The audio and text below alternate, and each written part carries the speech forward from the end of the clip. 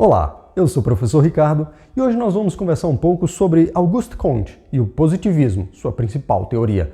Auguste Comte foi um filósofo francês que viveu entre 1798 e 1857 e contribuiu de sobremaneira para o pensamento, especialmente para o surgimento da sociologia. Por muitos ele é considerado o pai da sociologia. Bem, Auguste Comte estudou matemática e viveu dentro de um período de grande profusão de um movimento intelectual que era chamado de cientificismo. O cientificismo vem a ser o seguinte: um grande crédito, uma ideia de que a ciência é o caminho correto e necessário para solucionar todos os problemas da humanidade. Daí então, o Auguste Comte entender que somente a ciência poderia fazer aquilo que a filosofia ainda não havia sido capaz de fazer para solucionar os problemas, especialmente os problemas sociais.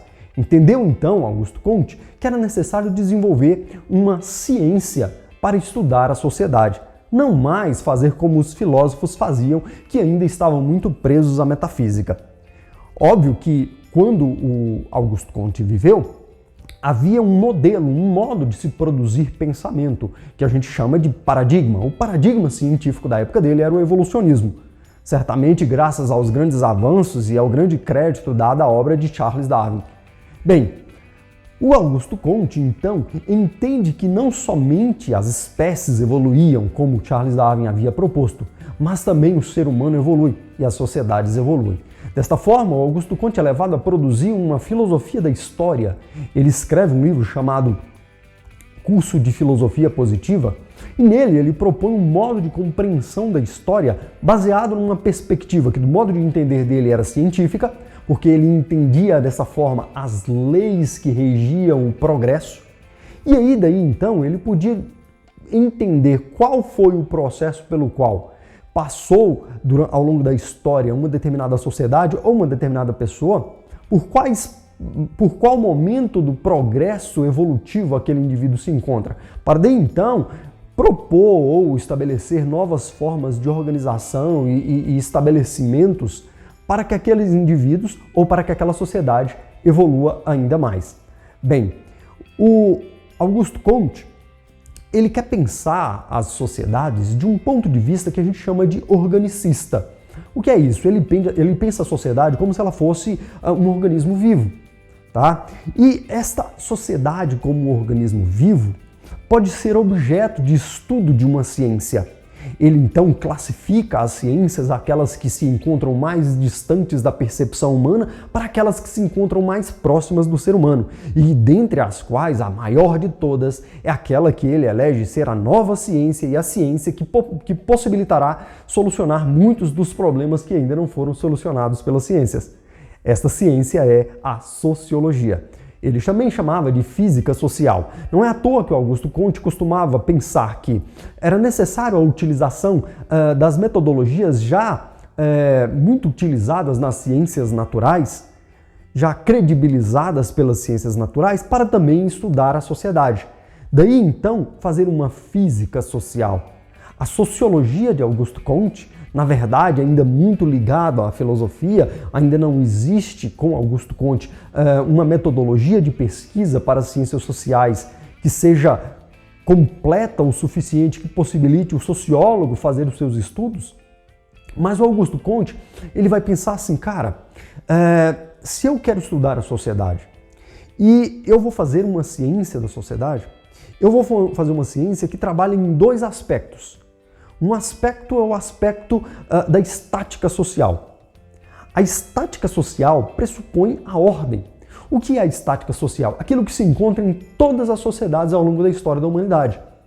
Os modelos de organização de família, o modo de trabalho e a divisão do trabalho, as instituições de poder, quer dizer, do modo dele entender, existiram ao longo da humanidade, em todas as sociedades, organismos que estavam presentes nas sociedades que eram comuns a todas elas.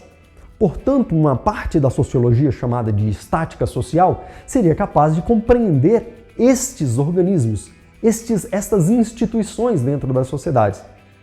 Ele vai dizer: nenhum grande progresso pode ser efetivamente se realizar se não tende finalmente a evidente consolidação da ordem. Olha só o que ele quer dizer com isso. Ele quer dizer que sem ordem é impossível que ocorra o progresso.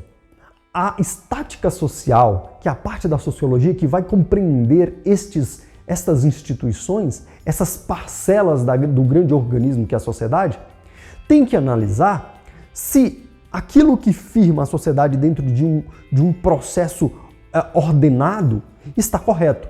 E até, inclusive, propor possibilidades de mudanças sociais caso não exista ordem. O Augusto Comte, ele é um sociólogo, né, e um filósofo que primeiro vai pensar a noção de coesão social.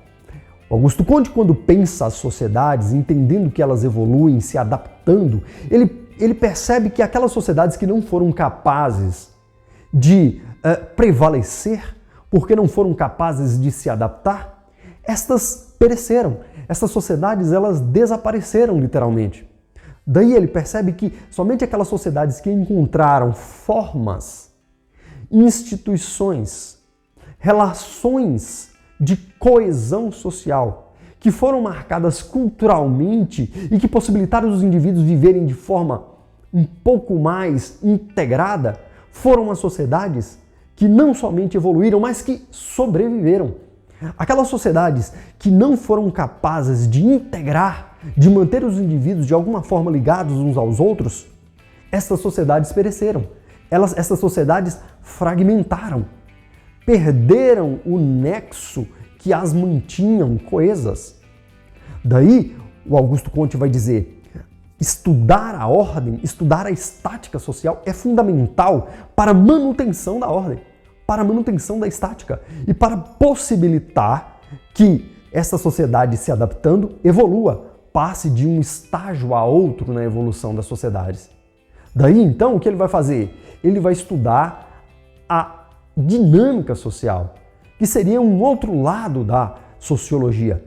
Então vamos lá, de um lado nós temos a estática social e de outro lado nós temos a dinâmica social. Se na estática social eu estou preocupado com as instituições que tornam os indivíduos conectados, o que eu vou estudar na dinâmica social é o processo de evolução ou desenvolvimento da sociedade. E o Augusto Comte, fazendo isso, ele percebe que as sociedades, quando se adaptam, elas passam por um progresso, e ele percebeu, segundo a sua teoria, que havia uma lei da evolução das sociedades, do progresso das sociedades. Ele chamou essa lei de Lei dos Três Estados. Para Augusto Comte, todas as sociedades, elas passam por um processo de desenvolvimento por estados, estágios ou mesmo espíritos, segundo as traduções. Veja bem, num primeiro estágio ou num primeiro estado, a sociedade se encontraria no nível teológico, um estágio teológico. É quando, primeiramente, uma sociedade se concentra, se organiza, se torna uma sociedade. Essa sociedade, ela possui laços de um indivíduo para com outro, quer dizer, o indivíduo se identifica com outro e entende-se pertencente à mesma sociedade, porque existe algo sobrenatural que os coloca naquela situação. Então, as explicações sobre o mundo, sobre os porquês, todas elas são dadas de forma sobrenatural. Se a gente for pegar um exemplo, como por exemplo, a vida humana. Como foi que eu nasci?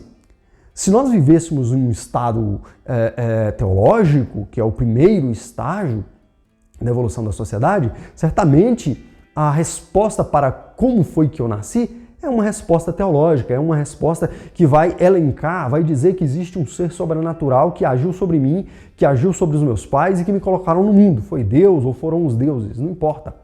Então, esta ligação de entendimento me possibilita viver em consonância com o outro, ter laços de solidariedade para com o outro, e viver em uma sociedade minimamente coesa. Agora, o Augusto Comte ele vai dizer, se essa sociedade ela mantém a ordem graças ao sobrenatural que rege a vida de todos os indivíduos, ela tem a possibilidade de evoluir. E ela pode passar para um segundo estágio de evolução das sociedades, que é o estágio metafísico, A sociedade em estágio metafísico é uma sociedade na qual já abandonou, né, as explicações mitológicas e sobrenaturais e místicas, mas agora dá explicações de ordem puramente racional, mas ligadas às noções de essência, de universal, né? Ainda não está científico, ainda não é uma explicação científica factual com base na observação do mundo, ainda é uma observação puramente racional. O Augusto Comte diria assim, olha, se a gente fosse explicar o nascimento humano a partir de uma lógica de uma sociedade metafísica, diríamos que a alma já estava vagando pelo mundo e que ela precisava de um corpo. Ou que eu poderia dizer que a minha essência é viver e que, portanto, viver foi-se necessário devido a esta essência que é minha. Bem, estas explicações de ordem metafísica, muito presentes na história da filosofia, principalmente nos filósofos clássicos da Grécia Antiga, para Augusto Comte é apenas um momento repentino da história da evolução das sociedades, mas que as sociedades poderiam ganhar mais ordem, ter mais coesão social e evoluir mais, passar para um estágio que ele chamou de estágio científico ou positivo. Seria a sociedade que abandonou por completo a metafísica, abandonou por completo a teologia. E agora admite-se, enquanto sociedade, mantém os laços de solidariedade somente em função da análise científica e factual da realidade.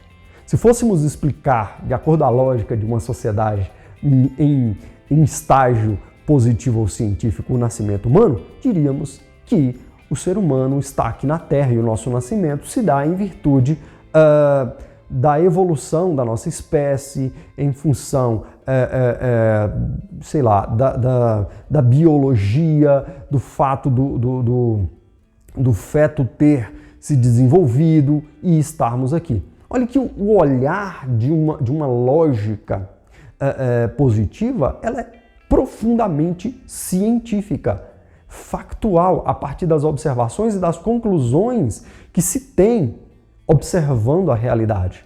Bem, dessa forma, o que o Augusto Comte propõe? Ele propõe um método que seja comparativo para analisar as sociedades.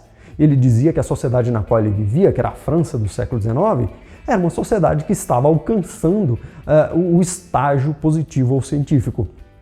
E que outras sociedades que eram incivilizadas, exóticas, atrasadas, se encontravam, na verdade, em momentos anteriores da evolução das sociedades, a evolução da organização social.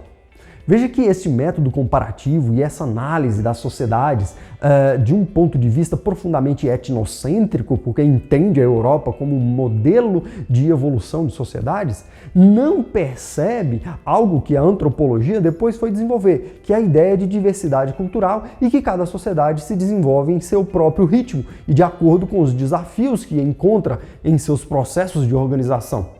E que, portanto, não seria necessário ou seria muito errado, né? Eticamente incorreto fazer essa análise comparativa de sociedades e de culturas. Mas o fato é que a teoria de Augusto Comte ganhou muita voz, ganhou muito peso no mundo como um todo. Este olhar, né, que é positivista, que não admite, né, a metafísica e que não admite a teologia, que seriam formas ultrapassadas, ainda inocentes do homem sobre a Terra se organizar, né, não serviria. Então, o que o Augusto Comte ele propõe? O grande lema do positivismo é o amor por princípio, a ordem por base e o progresso por fim. Eu aposto que você já viu a expressão ordem e progresso em algum lugar. Não é à toa que a nossa bandeira, a bandeira do Brasil, está lá escrito ordem e progresso. Alguns dos representantes do movimento republicano brasileiro, lá no final do século XIX, especialmente o Benjamin Constant, né, foi um dos principais articuladores do movimento republicano brasileiro de 1889, era um positivista muito profícuo, que participava ativamente e que foi um dos grandes incentivadores da República Brasileira. Veja só, Então é por isso que nós temos hoje lá na nossa bandeira essa parte do lema do positivismo, ordem e progresso. Eu pessoalmente gostaria mais que tivesse o amor, a ordem e o progresso. Ou se a gente pudesse entender um pouco mais disso. Muitos brasileiros, infelizmente, não sabem o motivo dessa frase lá na nossa bandeira. Bem, o fato é que o positivismo, né, como um movimento intelectual, não somente é esta ideia política republicana, também é bastante elitista. Também pensa que devem existir alguns indivíduos mais capazes que devem governar e a massa dos indivíduos que não tem essa capacidade desenvolvida, porque individualmente não passou pela evolução dos 3 estágios, ainda é teológico, ainda é metafísico, esses indivíduos deveriam ser simplesmente governados. Deste modo, a gente pode perceber que o positivismo não gosta muito assim do modelo democrático universal, né, de uma democracia universal. Bem, nós temos que também saber que quando eles falam de progresso, que progresso seria esse? Certamente o progresso da evolução das ciências e da evolução também do capital. Nós estamos falando de uma era quando a sociologia surge, que é o século XIX, que é uma época de grande evolução, não somente das ciências, mas da industrialização. A máquina a vapor, as navegações, o mundo está se desenvolvendo e se tornando pequeno.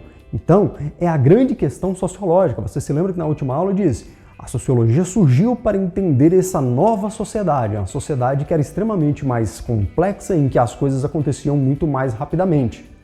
Então, quando nós estamos falando de um progresso social, o progresso é o desenvolvimento da indústria, o desenvolvimento do capital, o desenvolvimento daquilo que depois nós fomos chamar de globalização. Bem, é certo também que no final da vida, o Augusto Comte acaba criando uma coisa bastante inusitada. Aquilo que ficou conhecido como religião da humanidade ou uma religião positivista. Olha só que coisa interessante.